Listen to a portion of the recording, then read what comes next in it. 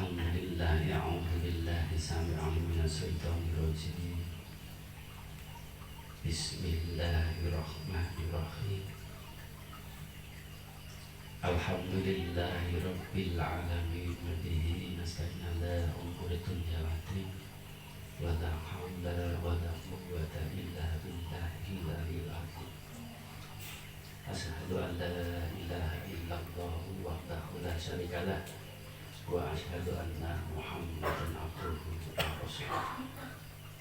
Wassalatu wassalamu ala asrofil anbiya'i wa mursalin sayyidina wa habibina wa syafi'ina wa qurratu a'yunina Muhammadin sallallahu alaihi wasallam wa ala alihi wa sahbihi ajma'in, amma ba'd. Ja'alana Allahu wa iyyakum min ummati Muhammadin sallallahu alaihi wasallam. Amin ya rabbal alamin. Alhamdulillah wa syukurillah. Para bapak, para ibu, para sedherek-sedherek ingkang sami minulya. Mugi syukur kula panjenengan sedaya pangersanipun Allah Ta'ala. Iki menapa kula lan panjenengan sedaya hingga ngantos saat menika tansah rahmat, taufik, hidayah saha pitulunganipun Allah Ta'ala. Kula lan panjenengan sedaya kali Allah tasih dipun tetepaken dados tiyang iman Islam. Saha kula lan panjenengan sedaya usaha menika dipun karuniai kekuatan, kesehatan lahir saha batin, lan dipun takdir kali Allah Ta'ala saged hadir muwazahah wonten ing majelis tawasul, majelis ilmi, majelis sholawat, majelis zikir, wa majelis doa. Mugi-mugi sesarengan kula lan panjenengan sedaya wonten ing majelis estu-estu dados sebab angsal ridhanipun Allah Ta'ala. Amin ya rabbal alamin. Sholawat saha salam mugi kali Allah Ta'ala tetap dipun aturaken dumateng junjungan kita Nabi Agung Muhammadin sallallahu alaihi wasallam beserta keluargi lan para sahabat-sahabatipun. Lan mugi pranatan selawat lan salam saged sumrambah dumateng kula lan panjenengan sedaya, keluargi kula panjenengan sedaya, anak turun-turun kula lan panjenengan sedaya hingga dinten kiamat. Mugi kali Allah Ta'ala tetap dipun paring kekuatan saged laksanaken syariatipun Kanjeng Nabi Muhammad sallallahu alaihi wasallam hingga saged sareng-sareng slamet wilujeng ditimi wa dunya wal akhirah. Amin ya rabbal alamin. Allah hadiniyan wa ala kulli niatan sholihah bi barakati sayyidina Muhammadin sallallahu alaihi wasallam, bi barakati Sultanul Auliya Syekh Abdul Qadir Al-Jilani radhiyallahu anhu, bi barakati Sayyidina Habibina wa Murabbi Ruhina wa Mursyidina Syekh Muhammad Shalihudin Wahidin Al-Amin, bi barakati Sayyidina Gus Muhammad Yahya Muridi. Al-Fatihah.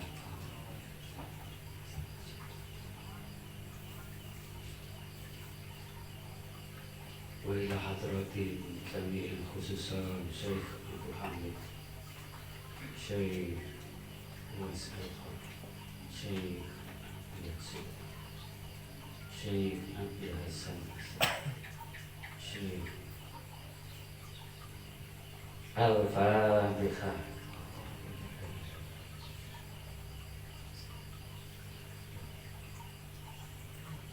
Wa ila hadrati Syekh Yauddin Ahmad Mustafa Khamis Qanabi An-Naqsyabandi.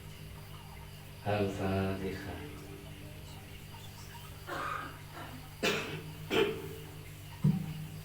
Alhamdulillah. Monggo dipun terusaken malam ini,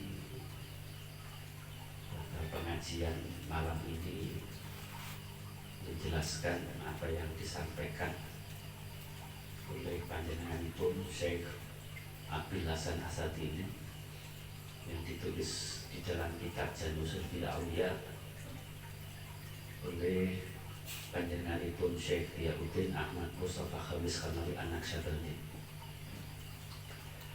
menjelaskan bab masalah hadir siapa hamba kepada Tuhannya. Bayanul Thariqa usul wa amma Thariqa usulu ilallahu ta'ala wa fana'i inda sadabi an arba'atin ala ma fi khati qatin.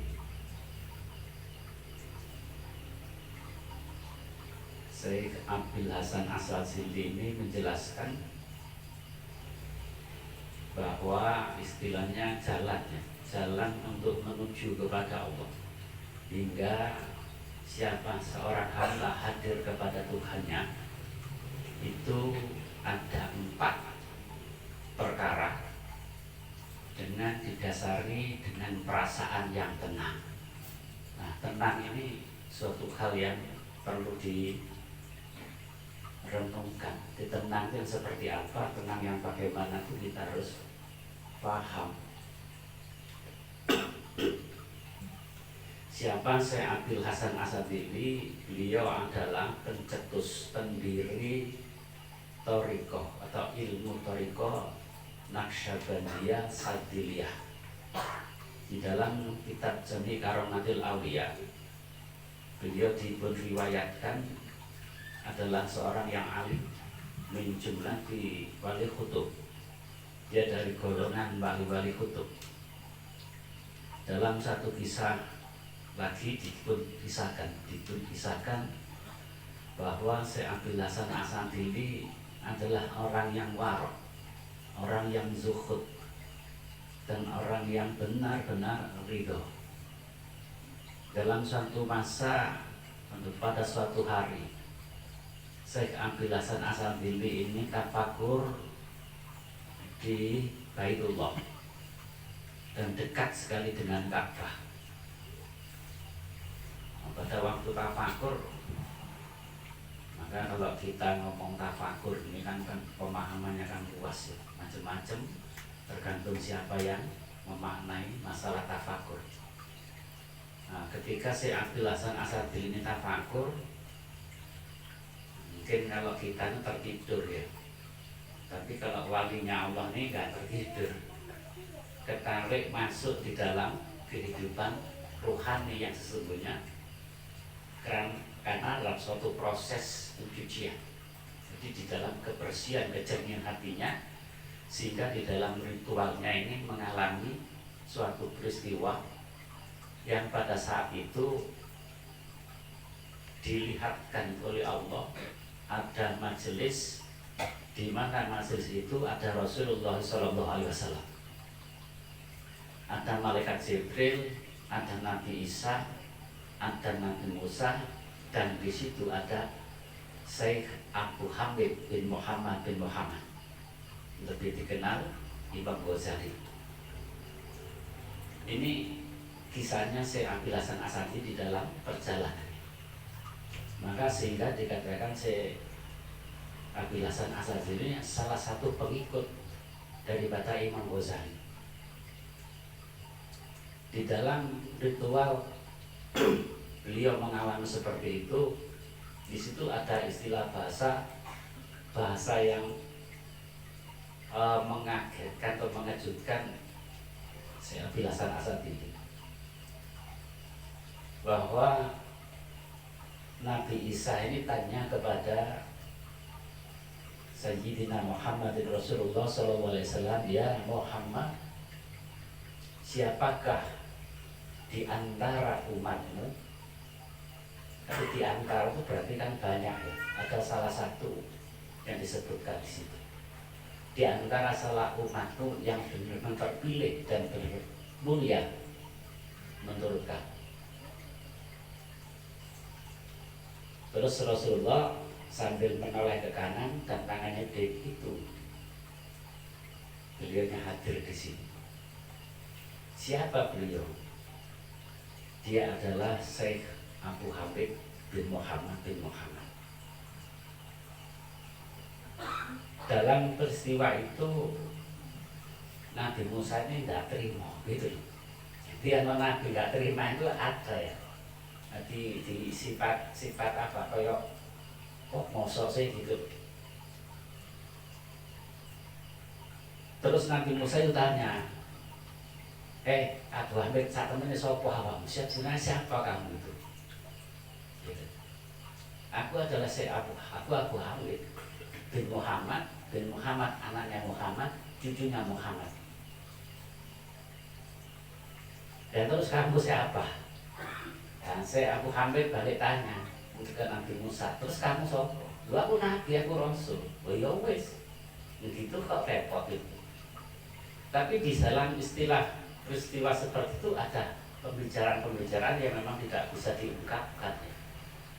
Terus beberapa saat kemudian saya bilasan Asadzili ini terbangun tuh nek kula panjenengan istilah ngelilin ngoten. Nanti keluar daripada ruang kesucian niku setelah tafakur terus dia ingat, terus eling. Begitu mulianya, begitu agungnya, begitu tinggi derajatnya siapa saya Abu Hamid bin Muhammad. Itu Imam Ghazali.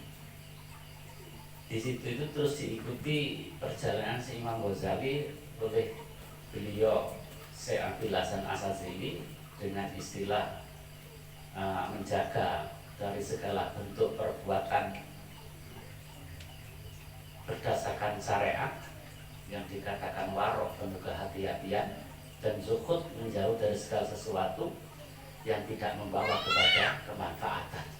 Ini Syekh Abdul Hasan Asadzili. Terus sampai akhirnya beliau Syekh Abdul Hasan Asadzili lagi mencetuskan ilmu zikir. Di ilmu zikir yang dikatakan ilmu thariqah sampai sekarang dikenal dengan thariqah Naqsabandiyah Sadziliyah. Lalu menikah untuk malam ini beliau Syekh Abdul Hasan Asadzili menyampaikan anna thariqah wusulu ilallahu ta'ala wa fana'i inda sagati arba'atin alama fi khatiqatin. Di dasare sinten tiyang, dasarnya siapa orang yang benar-benar ingin hadir kepada Tuhannya, yaitu Allah Rabbul Alamin. Siapa saja sebagai hamba. Kita semua ini kalau merasa hambanya Allah, merasa manusia yang butuh hadir dan kembali kepada Tuhannya, ini harus benar-benar mengikuti apa yang telah disampaikan oleh para guru-guru, disampaikan para ulama dan guru-guru mursyid. Ini harus, karena gini, memang jarang sekali orang ini yang masih diberi hidup di atas bumi, wong sik diki urip ning dunya niki, punya pikiran kembali kepada Allah, punya angen-angen bagaimana caranya bisa hadir kepada Allah. Ini orang yang bilang seperti ini sangat sedikit sekali. Apa maneh benar-benar kepingin, sangat sedikit. Wong golek ilmu, orang yang benar-benar mencari ilmu sebagai sarana untuk mendekatkan diri kepada Allah, ini pun sedikit.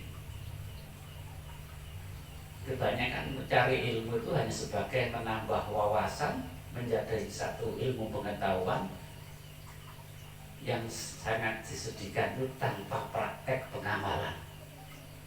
Ini yang benar-benar menyedihkan. Maka kalau kita itu jangan sampailah seperti cari ilmu untuk mencari ilmu sebagai dasar landasan penyempurnaan melaksanakan perintah Allah sebagai sarana untuk mendekatkan diri kepada Allah.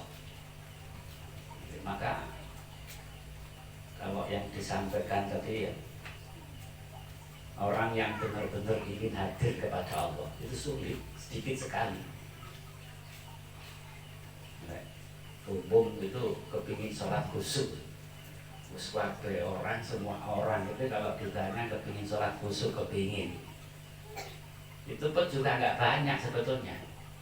dan rata-rata merasa dirinya sudah khusyuk, sholatnya takbir, rukuk, sujud sudah tenang, anteng, tartibatu sholat sesuai syariat, itu dikatakan khusyuk.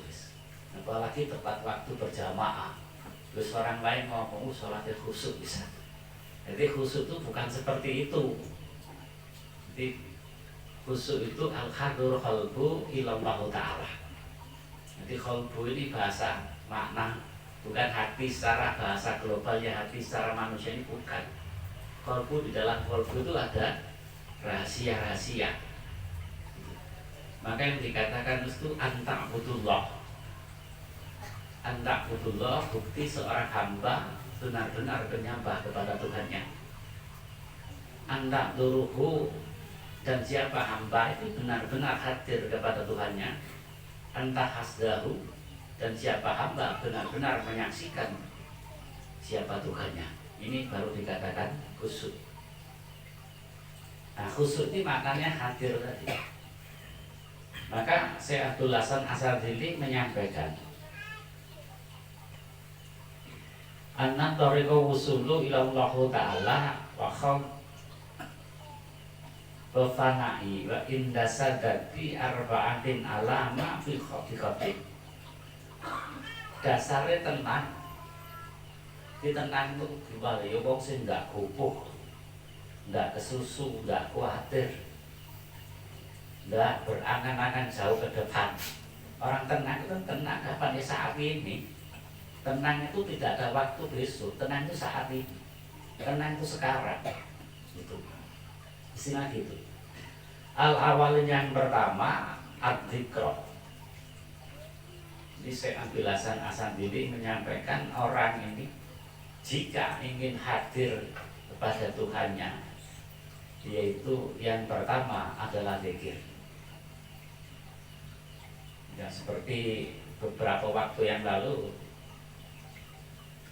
dalam sampai akan saya sampaikan bahwa Sayyidina Ali ini mendatangi Rasulullah.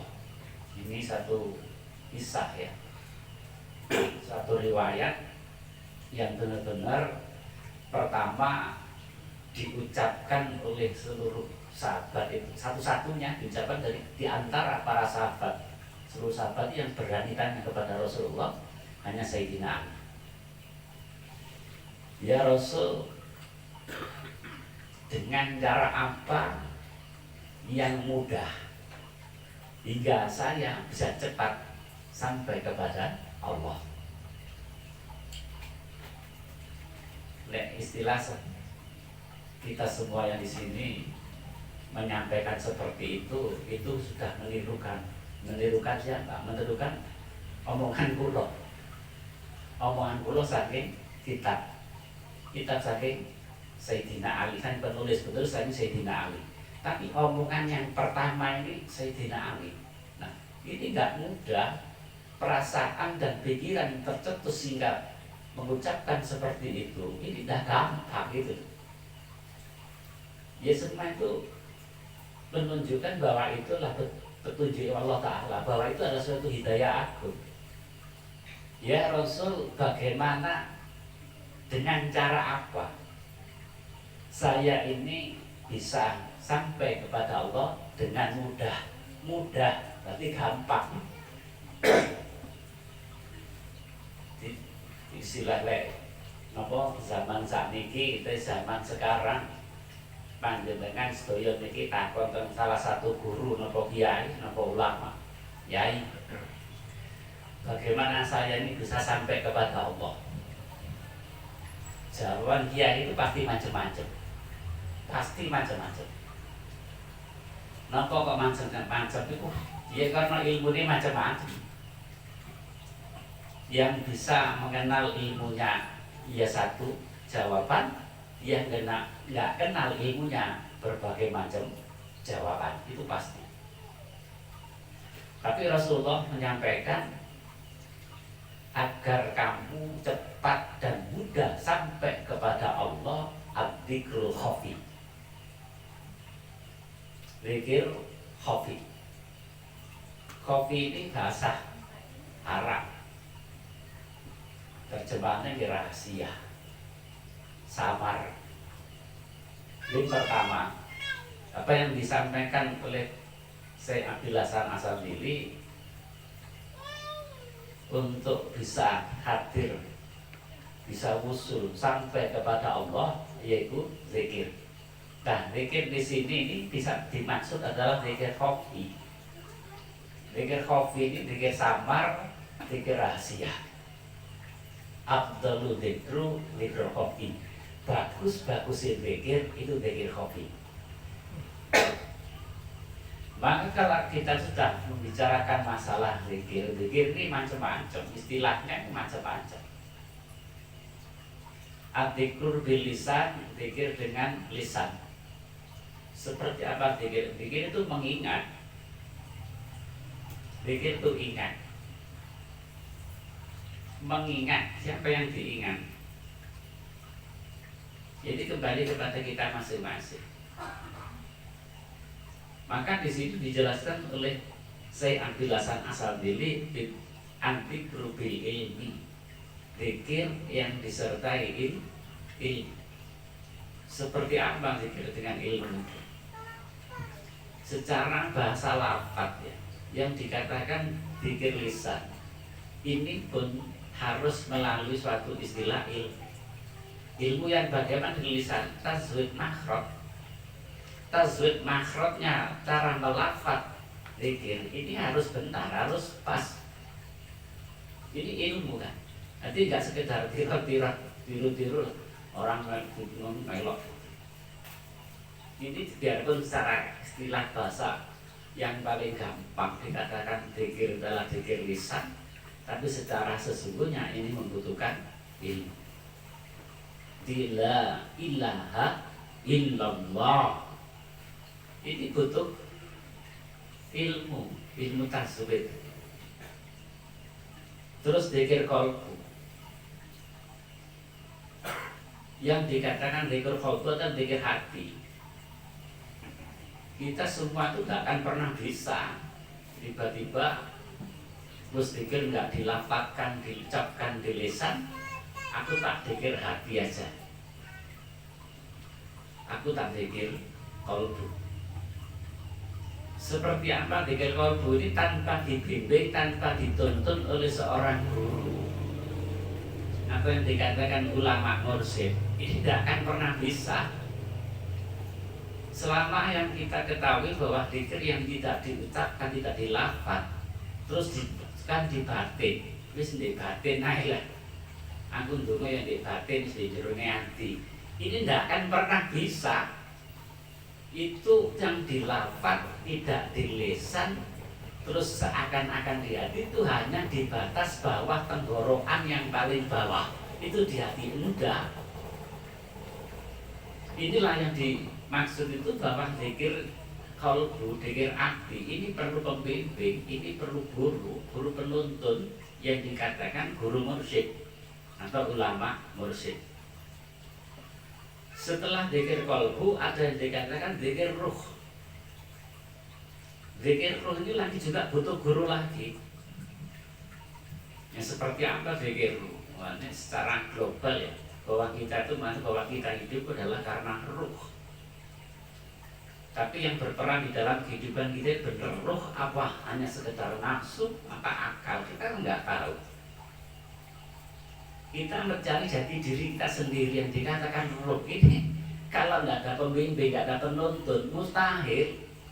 Seakan-akan apa yang ada di dalam perasaan kita itu adalah kita. Apa yang di dalam perasaan pikiran kita itu seakan-akan bahwa kita manusia yang berpikir dan punya perasaan, dan itu sesungguhnya kita. Belum tentu itu. Karena kita tuh sadar bahwa manusia itu ada 5 unsur. Kita manusia itu adalah nafsu. Kita manusia adalah akal. Kita manusia adalah ruh. Kita manusia adalah nur. Kita manusia adalah syirik. Semua manusia ini ada nurnya. Semua manusia ada sirinya. Dan semua manusia ada akal dan nafsu. Semua manusia adalah ruh. Ruh jati diri insan ini yang bagaimana, seperti apa, ini harus kenal. Maka di dalam hadis qudsi yang banyak disampaikan oleh para nabi sebelum Rasulullah SAW, man arafa nafsahu, man arafa, barang siapa orang telah mengenal dirinya, jiwanya, jiwa, nafsa itu jiwa, ini ruh. Yang dimaksud ruh ini hakikatnya manusia itu ruh sejati, roh sejati, yaitu ruhul aqdam. Itu baru yang namanya manusianya akan mengenal Tuhannya. Ini nggak gampang. Untuk mencari mengenal itu pun nggak mudah. Makanya kita tuh kok ilmu kok angel sih. Ya ojo muni angel, jangan bilang sulit. Semua itu kita cari, semua itu butuh pembimbing, semua itu butuh guru. Nggak mungkin kita bisa ngerti sendirinya tanpa bimbingan seorang guru, ini mustahil. Gue diakal-akal dewe, menurut akalnya begini, paling begini. Ini rusak aturan sudah seperti itu. Bagaimanapun kita itu berjalan secara syariat, di situ ada pembimbing, guru pun akan masuk di dalam istilah hakikat. Inilah suatu perjalanan dikatakan thariqah. Maka kembali kepada istilah zikir. Setelah zikir kolbu terus tenggelam masuk di dalam kolbu, di situ menyentuh ada suatu kehidupan rohani dan digetarkan rohaninya bisa berzikir kepada Allah. Baru dikatakan zikir ruh. Lah zikir ruh inilah baru bisa dirasakan di dalam kehidupan hakikatnya manusia. Apa kita sudah benar-benar berzikir? Kalau sudah zikir belum, ini masih jauh itu. Ruh baru ingat Tuhannya, hadir belum.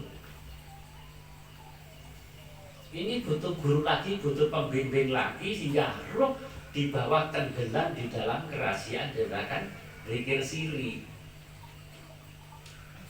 Nah, zikir siri inilah yang membawa kita kepada kehadiran kepada Allah Sang Pencipta alam. Ini harus benar-benar jelas. Nanti memahami ilmu itu tidak sekedar. Maka kalau kita ngomong sholat khusyuk, tak belajar sholat kalau siswa khusyuk, mau sampai modal ya nggak iso. Ini tidak mudah, tapi juga tidak sulit gitu. Maka yang dimaksud Syekh Abdul Hasan Asadili ad-dzikru bil ilm, zikir yang disertai dengan ilmu. Bagaimana kita tuh kalau sudah ngomong ilmu, kita tuh harus punya guru. Dan guru kita itu siapa? Siapa yang menuntun, siapa yang membimbing, siapa yang mengarahkan. Ini harus ada. Jadi zikir. Kalau zikir lisan, ini setiap saat, setiap waktu. Terus zikir kolbu. Zikir kolbu ini hubungannya ke pikiran. Nanti kolbu di situ ada, sekitarnya kolbu itu ada namanya akal. Berkembangnya akal ini menjadikan suatu pikiran. Dan masuknya pikiran tenggelam di dalam kolbu lagi menjadikan suatu perasaan yang sambung dengan rasa yang ada di dalam kolbu tadi. Yang dikatakan getaran rasa. Ini suatu unsur terkait, jadi tidak bisa terus aku tak ngambil sih gampang aja. Kan kebanyakan orang yang aku ilmu angel gak sanggup aku keduren. Aku tak syariat toh kan. Ini ki ngomong jujur ya, kita tuh bicara yang sebenarnya. Nyoba syariat, kalian hanya mengambil syariat mana yang bisa sampean amalkan? Syariat yang mana yang bisa sampean amalkan? Kita hidup di dunia ini diatur dengan hukum yang namanya syariat. Coba syariat mana yang bisa sampean amalkan? Kalau sampean hanya aku tak ngambil syariat toh guys. Sekarang adab, toto kromo, sopan santun, rendah diri, hubungan antar manusia, hubungan dengan keluarga, hubungan dengan anak, hubungan dengan tetangga, saudara, ini diatur oleh syariat. Bener pas gak secara syariat? Enggak, dosa sampean. Lho kok lek ngomong aku tak njupuk syariat atau sing gampang-gampang. Lho syariat sing ndi? Bener enggak syariat sing diterapno? Lho ngomong itu diatur syariat, ana tata kramane, ana sopan santune, ana andal asore. Lho gak sesuai syariat dosa. Lho semuanya gitu. Sampai nek nglakoni syariat tok lek bener-bener syariat tok tapi diamalkan bener-bener syariat gak melaku sampean lirik dosa ngomong keliru dosa wingkem terus wis moto ge merem awake di dosa wis mlaku salah arah dosa mandeg ndek kene wis gak nyambut lho ngoten iku moko lek aku tak jupuk syariat kok sing gampang ya tambah repot lho ngoten maka istilah ngoten niku. Ya apa caranya, bagaimana caranya kita tuh meningkatkan ilmu dari syariat, bagaimana kita syariat ini bisa hadir sampai kepada yang kita tuju yaitu Allah Rabbul Alamin. Kedah lewat thariqah. Secara syariat orang disuruh sabar, ngempet iya, sabar ndak iso. Juru ikhlas ndak kan pernah syariat ada ikhlas. Omongan ikhlas, iya. Syariat ikhlas, tidak ada. Itu menang. Itu sebenarnya seperti itu. Ini loh, lara. Aku tak sing gampang sing syariat atau ae. Syariat sing di.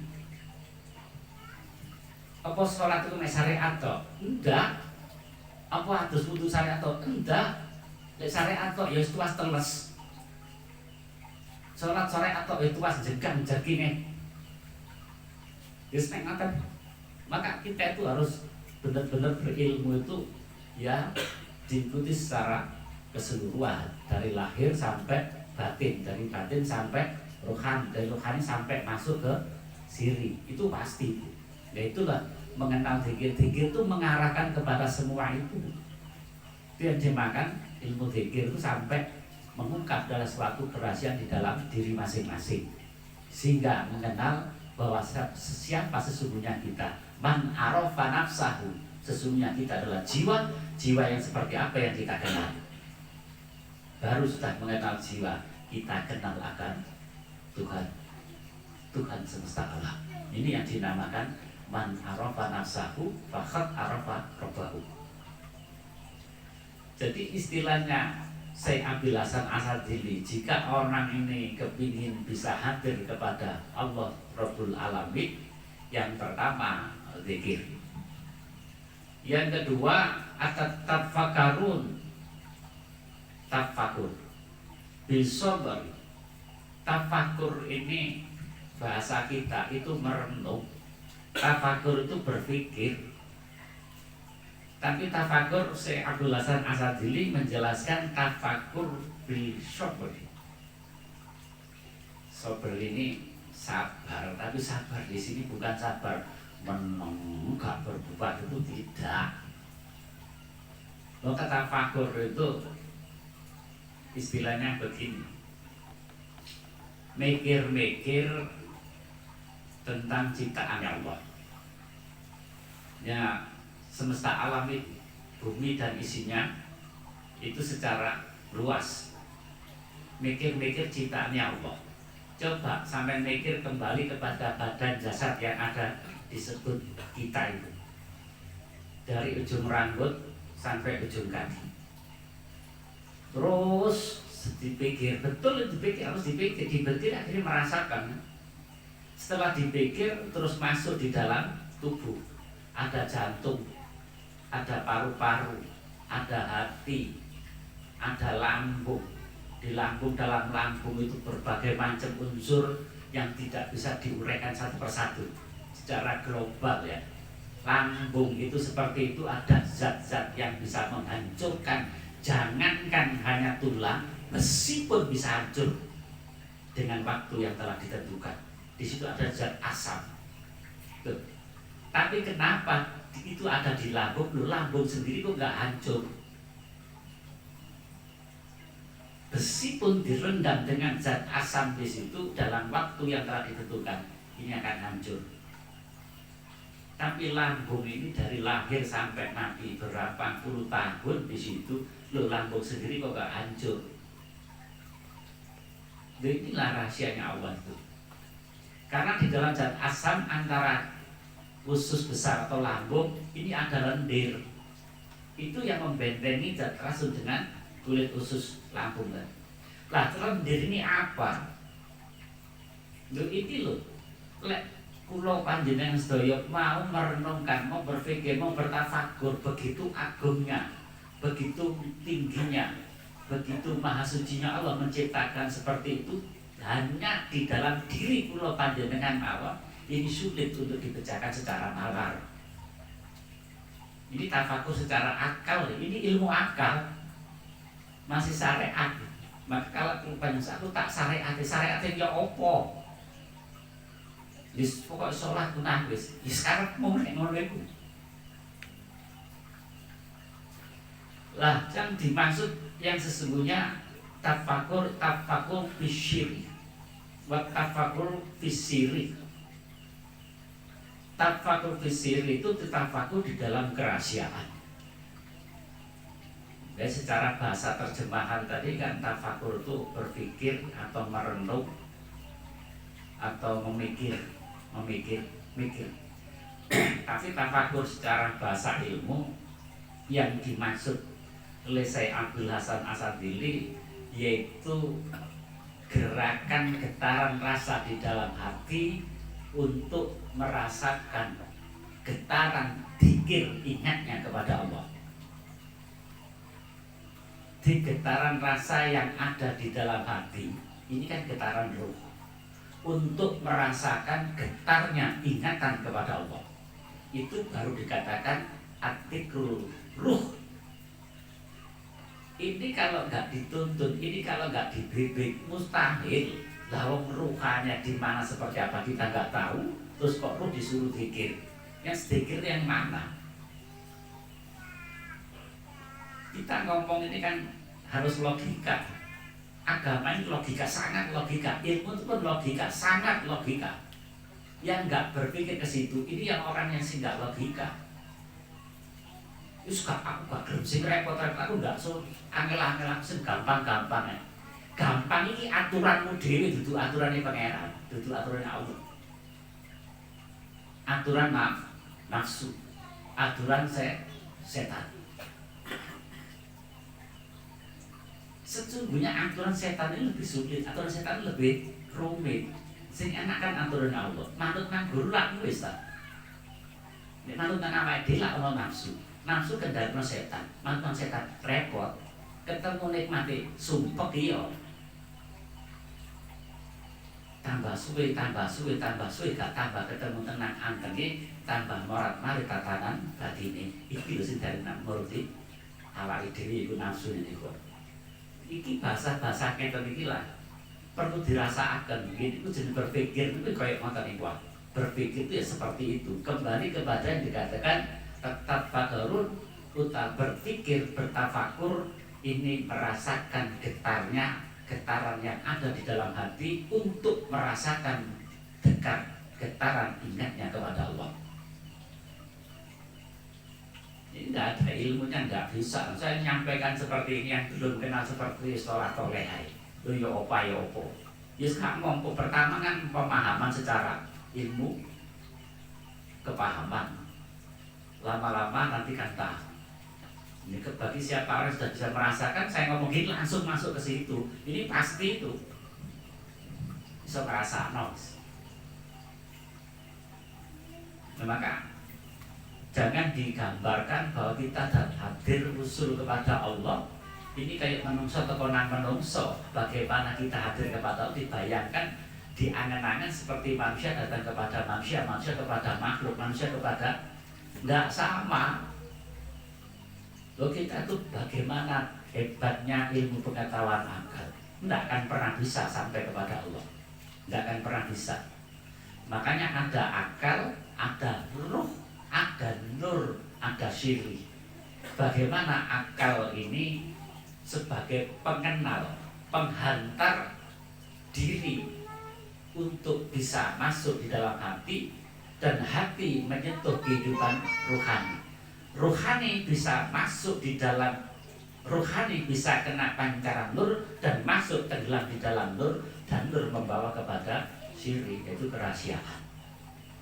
Inilah unsur manusia itu seperti itu. Baru kita kenal al-azal ila azal. Dari azali kembali ke azali, dari Allah kembali kepada Allah. Ini tafakur. Kalau kita berpikir bagaimana Allah, seperti apa Allah, di mana Allah, sampai kapanpun tidak akan pernah bisa. Ini akali menungso diberi keterbatasan oleh Allah, didesain oleh Allah, tidak akan pernah bisa sampai ke situ. Pinternya kok profesor, doktor sing ahli ilmu saraf itu enggak akan pernah menemukan tata caranya. Akal sisa teko otak lek gelang biar lek angen-angen lek kira-kira mungkin, tapi jelas gak tepat kan. Tapi yang dimaksud hadir ini satu kerahasiaan, tidak bisa diungkap. Sekarang gambarannya, orang itu kalau terus akalnya ini ingin tahu akan Allah, akalnya ingin tahu akan Allah, ini akan dirusak sama setan. Nanti di situ membayangkan dengan dalil-dalil yang ada. Dalil-dalil yang ada yang telah diketahui, yang telah diproses di dalam pengetahuan ilmu akalnya, di situ dibayangkan, itu pasti. Inilah aturan-aturan setan itu nanti seperti itu. Terus bayangno Allah lugu di langit, Allah istawa itu namanya duduk di gambar kayak perusahaan logonya kan itu di atas langit, di ars. Nanti arsnya digambarkan seperti kursi. Belak karena bedanya Allah makhluk. Lah ini lo akal itu tidak kan bisa bos. Untuk kita katakan hadir itu getaran rasanya, ruh yang terdiperas saripatinya, ruh. Jika dikatakan amr inilah satu gambar pancaran antara nur dengan nur, hingga masuk di dalam nur, rahasia di dalam rahasia. Ini lega dirasak, nggak iso, nggak akan pernah bisa. Jangan pernah angel itu sulit, nggak ono sulit itu. Allah tuh akan memberikan suatu petunjuk kepada siapa orang yang ingin menuju kepadanya. Allah sendiri yang menunjukkan. Maka sering saya sampaikan, jangan pernah menutup antara diri dengan Allah dengan alasan tidak bisa, dengan alasan sulit. Kalau ayo kudu tapi dari sarjana yo kuliah, kuliah ku angin, sak kuliahan, biaya lakang teh dulu akeh sak kuliah, ya sak lawase gak iso sarjana, tapi mengaku-ngaku sarjana, sarjana gadungan. Dadi wong iman, wong sing sak kampane iman iku wong mukmin. Ya kudu melalui proses seperti itu. Terus kok angel terus gak menuan seperti aku ngelakoni ibadah sing aku iso. Memang disuruh seperti itu. Kita tuh disuruh mengamalkan apa yang kita ketahui. Tapi tidak berhenti terus kita mesti terus sampai mati, tidak. Dan terusnya mencari ilmunya, dan terus mencari ilmunya ini terus. Ini yang dimaksud tafakur, merenung itu sederhana untuk renungan akal terhadap ciptaan, tapi merasakan ini harus kesabaran yang menciptakan. Itu yang dimaksud Syekh Abdul Hasan Asadili. Untuk bisa seperti ini butuh penuntun, butuh guru, butuh pembimbing. Tafakur itu tafakur, baik sing wis paham, sing wis tahu apa, sing tahu di titik bayat kan ngerti tafakur. Dan benang set opo sing dirasakno. Ya titik rasane bayat itulah getaran rasane ruh. Terus digoleki titik rasane eling. Eling itu disambungnya kan Allah. Wis ketemu sabu wis terus sesuai ketemu hadir. Nek hadir ketemu madhep. Itu baru dikatakan usul sing sak temen itu seperti itu. Yang ketiga mahabbah. Siapa orang hamba? Kita semuanya dikatakan manusia adalah hamba Allah yang ingin kan usul bisa hadir kepada Allah. Di dalam diri kita itu ada rasa mahabbah, rasa cinta. Yang cinta seperti apa itu kembali kepada kita masing-masing. Jadi mahabbah itu kan juga sering disampaikan. Seperti apa itu mahabbah itu? Baik, seperti ini satu gambaran manusia sama manusia. Ini kalau ada perasaan cinta, terus cintanya semakin kuat, semakin kuat, semakin kuat, pasti ada rasa rindu. Di dalam rasa rindu ini ada suatu yang dikatakan ingat. Di dalam ingat pasti ada sebutan yang diingat. Di mahabbah, cinta. Menungso cinta dan menungso. Manusia cinta kepada manusia semakin lama semakin dalam, semakin lama semakin kuat. Di dalam cinta yang kuat itu pasti ada rasa rindu. Rindu untuk bertemu. Di dalam rindu, makanya kalau kembali kepada syairnya Rabi'atul Adawiyah. Rabi'atul Adawiyah ini menyampaikan, wahai Allah, Tuhan seluruh alam, sungguh aku cemburu kepada yang lain. Kenapa rinduku belum engkau balas? Karena cintaku belum terbukti di hadapan. Sehingga dirimu ya Tuhan mencintai selain aku. Kalimat ngeten itu bukan sembarangan. Kata ngeten, tiyang niku sing iso nulis syair, bahasa-bahasa syair cinta, ya orang yang jatuh cinta. Begitu juga orang yang bisa merasakan syair, menulis syair-syair, kalimat syair, kata-kata syair antara hamba dengan Tuhannya, itu menunjukkan gambaran hatinya seperti itu. Maksudnya gini, Rabi'atul Adawiyah itu punya cemburu. Nek Allah itu kok mencintai yang lain, cintaku nggak sampai. Tapi kan nggak seperti itu. Tapi Rabi'atul Adawiyah itu sebenarnya paham cintanya Allah ini untuk semua hamba. Kepada siapa? Hamba yang sama-sama mencinta. Tidak, cinta Allah dibagi wong sak donya, seluruh alam podo kabeh oleh cinta, ya sing mencinta itu. Maka istilah-istilah itu kembali kepada yang dikatakan mahabbah ya. Mahabbah perasaan demen, perasaan seneng. Seneng itu seneng sing yono. Karena seneng iki wonten kalih. Seneng sing hak kali seneng sing nafsu. Seneng sing nafsu itu mau dalam bahasa umum ya sekarang saya dikatakan mutmainah. Seneng wong sing anu seneng. Tapi seneng ten mriki niki kadang-kadang mboten kadang-kadang sak temen kok sesungguhnya seperti itu. Ini enggak akan tembus kepada cintanya kepada Allah, hanya bangga senang di dalam dirinya. Mandek wis seneng ya itu. Jadi apapun yang dilakukan semua itu berdasarkan rasa senang, tapi karepe dhewe. Maka diingatkan oleh Allah dalam suatu ayat di Quran itu, ya ayuhan nafsu mutmainnah irji ila rabbi. Jiwa-jiwa yang tenang, kembalilah kepadaku. Sing tenang, yang tenang tadi apa benar-benar sudah sampai kepada Allah? Bukan, itu senang di dalam diri sendiri oleh nafsunya. Irji ila rabbi, kembali kepada Tuhan. Ini suatu peringatan yang besar sebetulnya.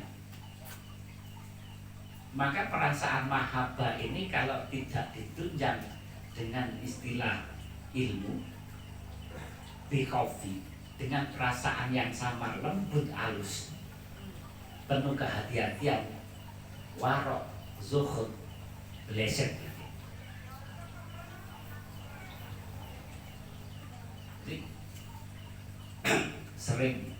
sering kalau sampaikan, sering saya sampaikan, orang ini seluruh dunia ya, tidak akan pernah ditemukan dengan siapa kekasihnya Allah min jumlati auliya jika orang itu di dalam perasaannya belum ada kepingin hadir kepada Allah. Sekarang di media sosial, wali, itulah jari berita. Siapa wali Allah ini rahasianya Allah, tidak akan pernah bisa diungkap. Kalau di dalam diri hati kita ini ada perasaan ingin bisa hadir, kepingin bisa wusul, kepingin bisa sholat khusyuk, benar-benar dibarengi dengan perasaan mahabbah, perasaan cinta, ini akan dipertemukan dengan kekasihnya Allah. Karena yang berhak nuntun, yang berhak membimbing siapa hamba kepada Tuhannya, ini hanya para kekasihnya Allah. Jika orang sudah dipertemukan dengan kekasihnya Allah, wajib mengikuti perintahnya. Ini wajib. Tapi wali-wali Allah itu tidak gampang nongkol, gak gampang kamu itu tirakat atau kamu sholat dulu sakmu ini tidak gampang seperti itu. Wong walinya Allah punya kemampuan itu ya. Terus gak mampu juga berikan beliau sekarang. Istilahnya itu. Maka dasar perasaan mahabbah. Mahabbah ini menjadi satu penyatuan. Kita semua sebagai hamba, terutama semelungsor, tidak akan bisa menyatu kembali kepada Tuhannya jika tidak ada perasaan mahabbah. Dan mahabbah adalah satu kunci, mahabbah adalah satu dasar bahwa kita akan dikembalikan, kita dibersamakan, kita dipersatukan jadi satu dengan perasaan mahabbah, perasaan senang. Ini kados apa yang telah disampaikan oleh Rasulullah SAW. Kalian semua ini akan dikumpulkan jadi satu dengan siapa yang engkau cintai. Ya, hal seperti ini kan kembali kepada kita masing-masing. Cinta tadi dasar ketenangan nafsu mutmainah, apa cinta ini dasarnya ridhonya Allah Ta'ala. Yes, kembali kepada kita masing-masing. Terus kadang nggak ngerti masalah itu ngototnya cek anu nih, syukur doain. Yang penting kaki ini. Oh nggak ngerti kan biasanya gua pelemek ngotot itu. Ini ada benar-benar sama, halus untuk membedakan perasaan senang sehingga ini benar-benar mutmainah apa benar-benar sinten riku wonten hak. Banyak kita digengkan ridho sehingga Allah ridhoi. Nek Allah ridhoi dadi mulhimah di mutmainah radhiyah mardiyah hingga mulhimah. Inilah disitulah getaran perasaan mahabbah ini nanti ketemu. Terus yang terakhir Syekh Abdul Hasan Asy-Syadzili menyampaikan jika orang benar-benar ingin bisa sampai kepada Tuhannya, yaitu al-fikr. Fikr itu membutuhkan wong sing selalu butuh, wong sing terus butuh lan terus membutuhkan. Butuh kita kepada Allah, butuh petunjuk, butuh pituduhipun, butuh pertolonganipun, butuh rahmat lan hidayahipun, yang terakhir butuh ridhanya, butuh ridhanipun. Lalu kalau panjenengan kita semua itu harus setiap saat, setiap waktu itu butuh tambahan rahmat. Belas kasihnya Allah inilah yang akan membawa kita kepada petunjuknya. Belas kasihnya Allah inilah membawa kita kepada ampunannya. Belas kasihnya Allah inilah yang membawa kita kepada ridhonya. Maka kita terus harus merasa bahwa kita selalu membutuhkan. Dengan lengan masalah tenriku. Terus urip wis tenang, awak penak, sehat, gak tau loro sembarang apa sing kepingin sebagai keturutan. Terus lengah. Terus koyok gak butuh ambil Allah, gak butuh pituduh Allah, gak butuh petunjuk Allah, gak butuh perlindungan Allah. gak butuh welas kasih Allah, wis urip sing penting wis penak ya wis. Lengah, jangan seperti itu. Orang yang seperti itu tidak akan lama itu, sebentar lagi dijerumuskan kepada jurang-jurang kemaksiatan yang dalam. Inilah yang dimaksud kulolan pasal kita semua dia. Apa sih yang dimaksud selalu membutuhkan Allah? Selalu butuh dan membutuhkan Allah. Ya kita tuh butuh Allah kan nggak butuh kita. Kau mau sholat nggak sholat, mau ibadah nggak ibadah, mau zikir nggak zikir, terus nggak ngurus nggak butuh. Tapi yang butuh tuh kita selalu butuh, harus butuh dan terus butuh. Butuh apa? Yang pertama ya butuh itu rahmatnya Allah, butuh kasih sayangnya Allah yang membawa kepada petunjuk, pertolongan. Butuh rahmatnya Allah membawa kepada ampunannya Allah dan seterusnya hingga kita benar-benar jadi manusia yang butuh ridhanya Allah dan jadi orang yang benar-benar ridho. Sedikit ini aja yang bisa saya sampaikan, mudah-mudahan menjadi ilmu pada diri kita yang kepada kemanfaatan di dunia wal akhirah. Al-Fatihah.